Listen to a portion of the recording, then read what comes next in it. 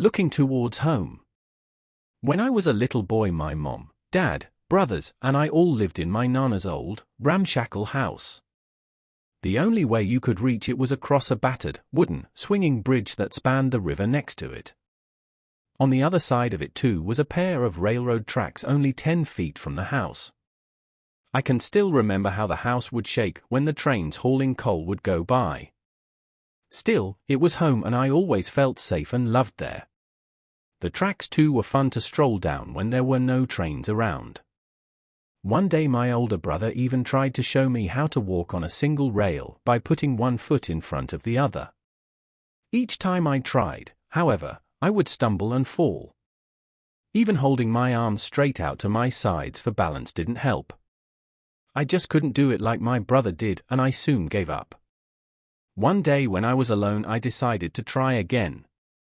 I walked a long way down the tracks and then stepped up on the single rail again.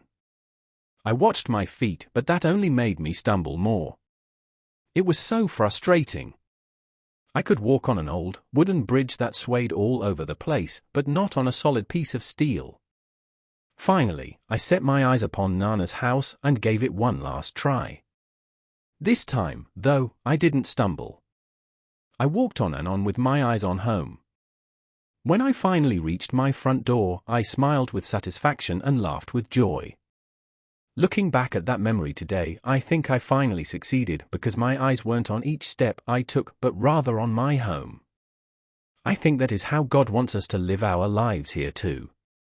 By keeping our eyes on our true home in heaven, we stumble less and walk with a lighter step. We forgive ourselves when we fall, we pick others up when they do, and we let God guide us all along the way.